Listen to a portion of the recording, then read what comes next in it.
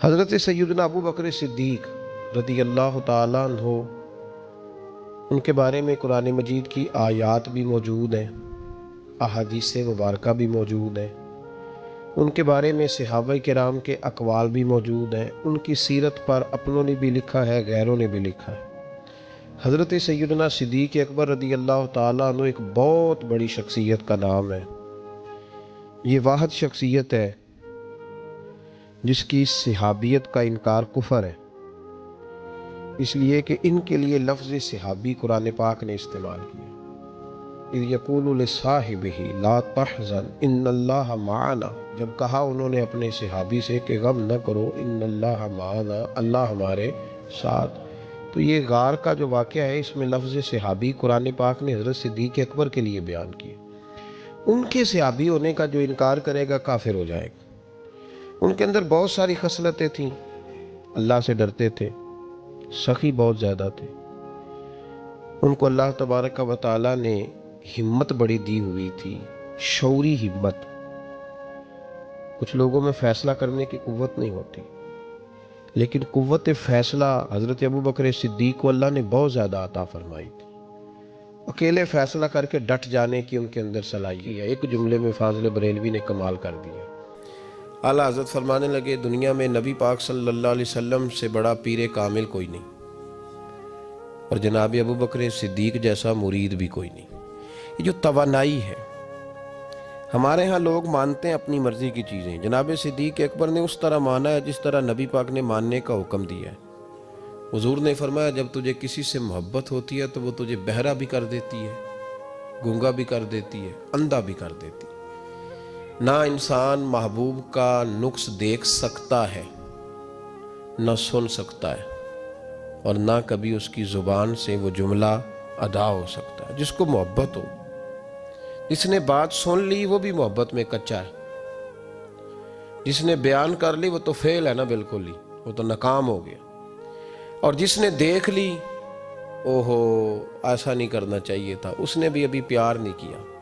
یہ وہ الفاظ ہیں حدیث کے جو خود رسول پاک نے بیان فرمائے۔ نبی پاک صلی اللہ علیہ وسلم نے فرمایا، محبت آدمی کو اندھا بھی کر دیتی ہے، بہرا بھی کر دیتی ہے، گونگا بھی کر دیتی ہے۔ جب محبت ہوتی ہے تو پھر انسان کو کوئی ایسی چیز نظر، ابو جہل نے محبوب پاک علیہ السلام سے کہا، معاذ اللہ، مجھے تو آپ کی طرح کا شخص کوئی نظر ہی نہیں آتا، یعنی اس نے کمزور لفظوں میں کہا۔ حضرت صدیق اکبر حضور کے سامنے کھڑے ہوئے تو کہنے لگے، محبوب تیرے جیسا حسین نظر کوئی نہیں آتا۔ اب اس کے پاس چونکہ بغض تھا تو اپنے لفظوں میں بات کر رہا تھا، اس کی جو دل کی بات تھی وہ الفاظ بن کے آ چکی تھی۔ حضرت صدیق اکبر کے دل میں محبت تھی تو وہ اپنے لفظوں میں بات کر رہے، اپنے جملوں میں اس کا اظہار کر رہے۔ یاد رکھیے گا، انہوں نے اس طرح محبت کی جس طرح محبت کرنے کا حق ہوتا، یعنی ہر چیز ہی، مال بھی دے دیا، اولاد بھی دے دی، سارے بچے نبی پاک کی غلامی پہ لگا دیے، غلام بھی سارے حضور کے پیچھے لگا دیے، بس نبی پاک کی ڈیوٹی کرنی ہے۔ ہزاروں دینار کا نقصان اٹھایا، لیکن نبی پاک صلی اللہ علیہ وسلم کی غلامی پر ہر چیز کو ترجیح دی۔ بات تو ہم نے بڑی دفعہ سنی ہے، پر کبھی اس کے حسن کو بھی ملاحظہ فرمائیے نا، کبھی ذرا ملاحظہ فرمائیے نا۔ لوگ پیار کرتے ہیں، محبت کا دعویٰ کرتے ہیں، لیکن کہتے ہیں بھئی رستے رستے کی محبت ہے، یہاں مجھے 5,000 کا نقصان ہو رہا ہے، یہاں نہیں میں محبت کر سکتا۔ یہ نقصان 5,000 کا کون برداشت کرے؟ محبت ضرور ہے، پر اب اتنا نقصان کون برداشت کرے؟ جناب صدیق اکبر کا کمال دیکھیے کہ مال کا نہیں، جان کا نقصان برداشت کرنے کو بھی تیار ہے۔ کچھ لوگ ایسے ہوتے ہیں، کہتے ہیں آگے خطرہ ہے تو ہمیں نہیں جانا چاہیے۔ غار ثور میں جب نبی پاک صلی اللہ علیہ وسلم کو لے کے پہنچے نا حضرت صدیق اکبر، 5,413 فٹ اونچی غار ہے، جب حضور ذرا سا چلے تو قدموں کو تکلیف ہوئی تو عرض کرنے لگے، حضور آپ میرے کندھوں پہ بیٹھ جائیں۔ پباں پار قدم نہیں لاؤندا تے سور پہاڑ تے چڑھیا جاندا، او پیا جاندا دے یار نبی دا، اے اصلی دلدار نبی دا۔ حضور کو لے گئے اور جب غار ثور پہ پہنچے تو کہنے لگے، حضور مجھے اندر خطرہ لگتا ہے، آپ ٹھہریں، پہلے میں جاتا ہوں، پہلے میں جاتا ہوں۔ جناب صدیق اکبر تشریف لے گئے، اور دیکھیں نا سالوں پرانی غار پڑی تھی، اس میں بڑا کچھ تھا، لیکن جناب صدیق اکبر نے پگڑی پھاڑ پھاڑ کے غار صاف کی۔ پھر جہاں سوراخ تھے نا، خطرہ تھا کہ کوئی سانپ بچھو نہ نکل آئے، وہاں چھوٹے چھوٹے ٹکڑے رکھ کے غار کو بند کیا۔ جب مکمل تسلی کر لی تو کہا حضور اب آپ تشریف لے آئیے۔ اب جب غار سے نکلے نا جانے کے لیے، اس انداز کو بھی ذرا دیکھیں۔ لوگ آج خشک دین کے بڑے قائل ہیں، کہتے ہیں بس ٹھیک ہے، نماز پڑھنی چاہیے، روزہ رکھنا چاہیے، اتنی لمبی باتیں، آپ معرفت کی بات کرتے ہیں، آپ محبت کی بات کرتے ہیں، آپ وارفتگی کی بات کرتے ہیں۔ کچھ لوگوں کو تو لفظ عشق ہی بڑا برا لگتا ہے، وہ اس جملے تک جانا ہی پسند نہیں کرتے۔ وہ خدا کے بندو، یہ بھی تو انداز دیکھو نا صحابہ کا، جب نبی کریم سید عالم صلی اللہ علیہ وسلم کو لے کے وہ نکلے نا غار ثور سے، تو حضور کے ساتھ ساتھ چل رہے تھے، تو کبھی نبی پاک کے آگے جاتے تھے، کبھی حضور کے پیچھے، کبھی دائیں کبھی بائیں۔ تو محبوب کو پتہ ہے، پھر بھی پوچھا ابو بکر یہ کیا کر رہے ہو؟ تو عرض کرنے لگے حضور مجھے شک ہے کہ کافر طاق میں چاہتا ہوں اگر آگے سے تیر آئے تو وہ بھی میرے سینے پہ لگ جائے، پھر مجھے خیال آتا ہے ہو سکتا ہے پیچھے سے آ جائے تو پیچھے ہٹتا ہوں کہ اگر پیچھے سے کوئی نیزہ آئے تو وہ بھی مجھے ہی لگ جائے، کوئی دائیں سے آئے تو وہ بھی مجھے ہی لگ جائے، کوئی بائیں سے آئے تو مجھے لگ جائے۔ طبیعت نہیں چاہتی کہ آپ کو ذرا سی بھی تکلیف پہنچے۔ یہ ذائقہ جب نبی پاک کے لیے لوگوں کے دلوں میں پیدا ہوتا ہے تو پھر اللہ تبارک و تعالیٰ دین کی روشنی روح تک عطا فرما دیتا ہے۔ امام فخر الدین رازی نے لکھا ہے، سینکڑوں سال پہلے کے مفسر، اب تو لوگ سارا کچھ کھاتے میں ڈال دیتے ہیں نا کچھ مخصوص لوگوں کی۔ امام فخر الدین رازی نے لکھا، دیکھیں بات بڑی سادی سی ہے، لیکن حضرت ابو بکر صدیق کا بھی اپنا ذائقہ ہے۔ حضور نے انگوٹھی دی، کہا جاؤ اس انگوٹھی پہ نا اللہ کا نام لکھوا لاؤ۔ پہلے یہ بتائیے کہ چھوٹے چھوٹے کام اتنے بڑے بڑے لوگوں کو بھی بتائے جاتے ہیں۔ یہاں تو پانی پلانے کے لیے اور بندہ ہوتا ہے، جو تھوڑا سیانا ہوتا ہے وہ کہتا ہے یہ میری ڈیوٹی تو نہیں نا، میں تو صاحب ہوں، مجھے تو خود میں آیا ہوں مجھے پانی پلایا جائے، آپ یہ کیا کہہ رہے ہیں میں پانی پلاؤں؟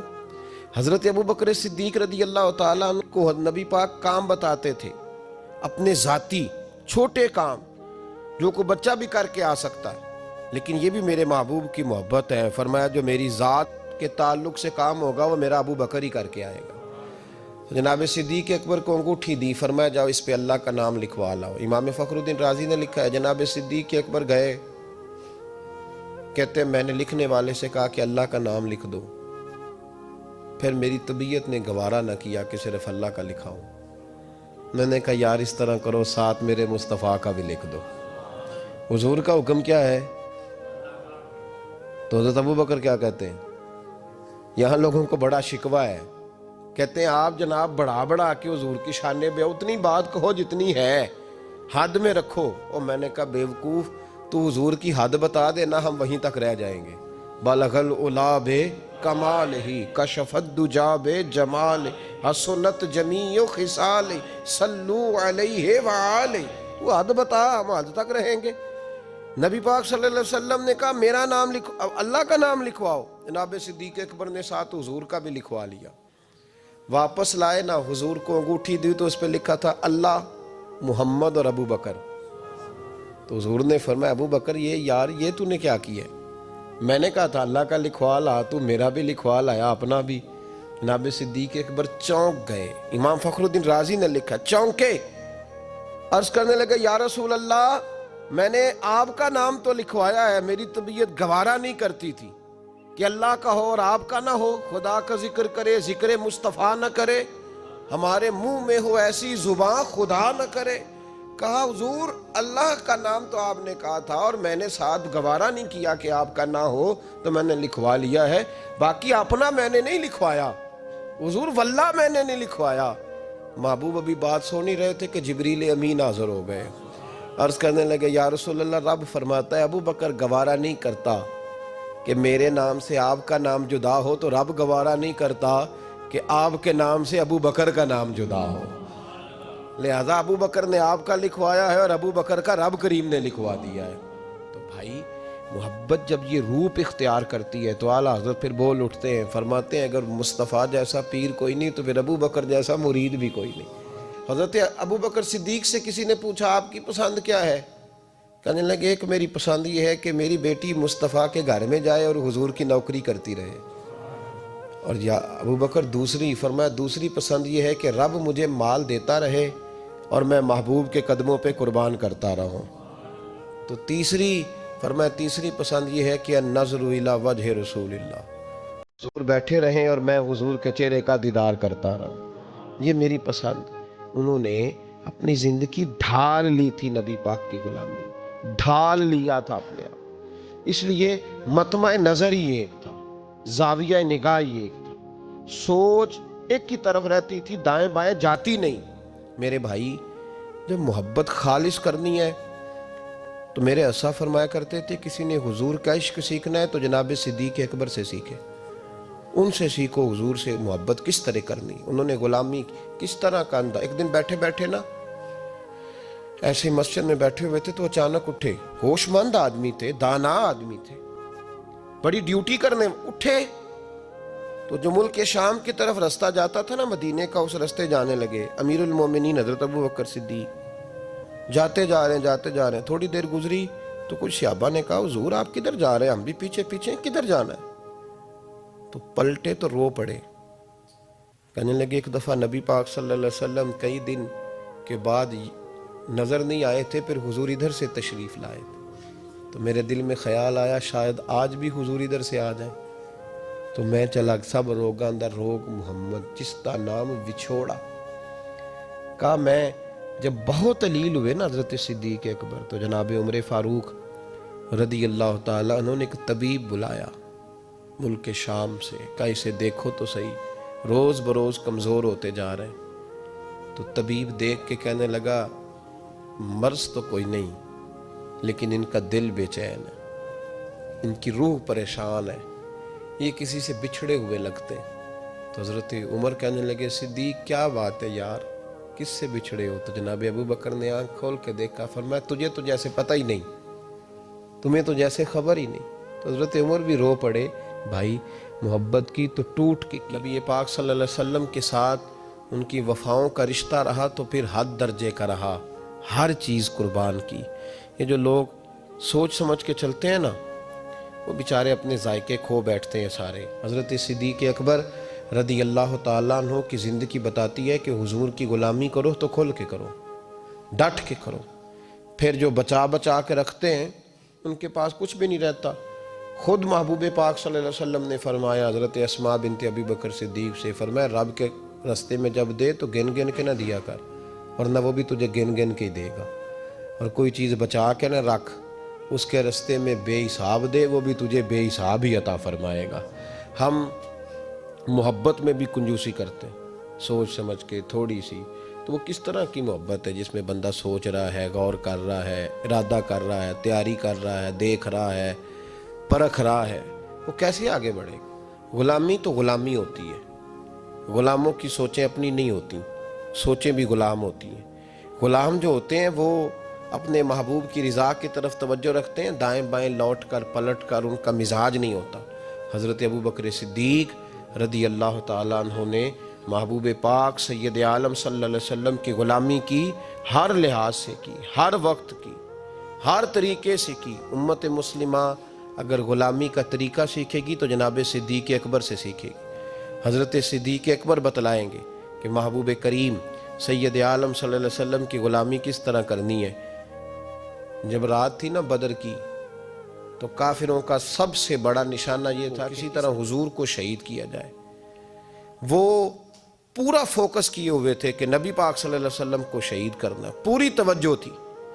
تو صحابہ کہتے ہیں کہ ہم نے ارادہ کیا کہ حضور کے لیے علیحدہ سے ایک خیمہ بنایا جائے، چھپر بنایا جائے۔ حضور کے لیے وہ ہم نے چھپر بنا دیا، محبوب اس کے اندر قیام کرنے لگے۔ اب خیال یہ تھا کہ یہاں ڈیوٹی کون کرے گا، ڈیوٹی کون کرے گا، یہاں کون ٹھہرے گا، یہاں یہ بڑے خطرے والی جگہ ہے، یہاں کون ٹھہرے گا؟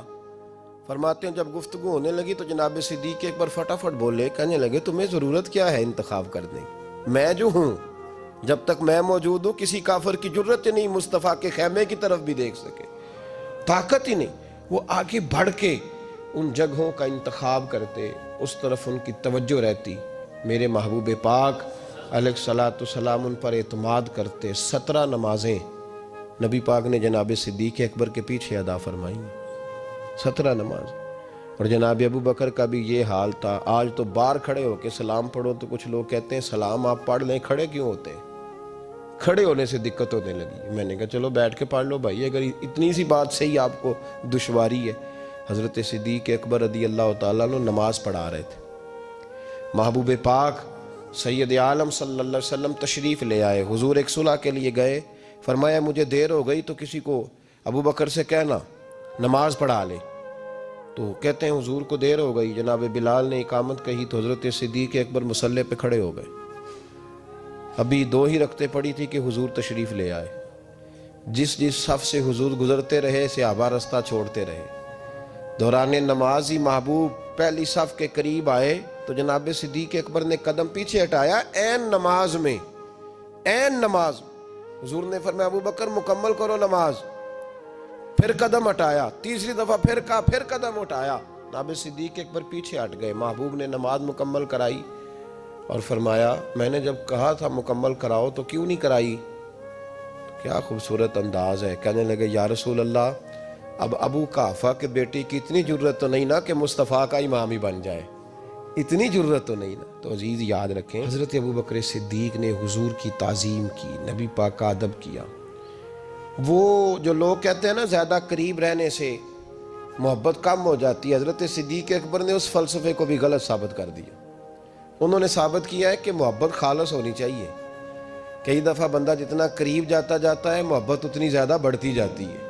شرط ہے کہ یہ خالص ہو، اس میں اخلاص ہو، تصنع نہ ہو، بناوٹ نہ ہو، ریاکاری نہ ہو، ملاوٹ نہ ہو اس کے اندر۔ ایک دن نبی پاک صلی اللہ علیہ وسلم حضرت ابو ہریرہ اور صحابہ بیٹھے تھے تو محبوب علیہ السلام نے فرمایا بھئی ذرا نا وقفے سے ملا کرو، محبت بڑھتی ہے، وقفے سے ملا کرو۔ قدر کھو دیتا ہے یہ ہر روز کا آنا جانا، بڑی دلچسپ ہوتی ہیں بے ترتیب ملاقاتیں۔ تو کہا ذرا وقفے سے ملا کرو، محبت بڑھتی ہے۔ تو ٹھیک ہے یا رسول اللہ صلی اللہ علیہ وسلم۔ تو حضرت ابو بکر صدیق بھی ایک دن پورا نہ آئے، جب بات ہو رہی تھی وہ بھی بیٹھے ہوئے تھے مجمع میں، ایک دن پورا نہ آئے۔ اگلی صبح حضور نے پوچھا ابو بکر کہاں تھے؟ عرض کی حضور آپ نے تو کہا تھا وقفے سے ملا کریں۔ فرمایا وہ دوسروں کے لیے کہا تھا، تیرے لیے نہیں کہا تھا، تو روز ملا کر، پابندی سے ملا کر، توجہ سے ملا کر، وہ تیرے لیے بات نہیں کہی، وہ کوئی اور ہے۔ جو قریب رہیں تو قدر کم ہوتی ہے۔ ابو بکر صدیق تو محبوب کے ساتھ مکے میں بھی ساتھ، بدر میں بھی، احد میں بھی، غار ثور میں بھی، اور دیکھیے 1400 سال ہونے کے ہیں وہ مزار میں بھی مصطفیٰ کے ساتھ ہی آرام کر رہے ہیں، تو وہاں بھی ساتھ ہے۔ پانی پرند سہیلیاں رنگا رنگ کڑے، اسی تے پریا اس دا جانیے جس دا توڑ چڑھے۔ تو وہ کم لوگ ہوتے ہیں، وہ لوگ زیادہ خوب نہیں ہوتے کہ جو قریب آئے تو قدر کم کر دی۔ حضرت ابو بکر صدیق نے فلسفہ بیان کیا ہے کہ پیار صحیح کرنا، یہ کوئی مطلب نہیں کہ قریب رہو گے تو قدر کم ہو جائے گی، محبت خالص کرنا۔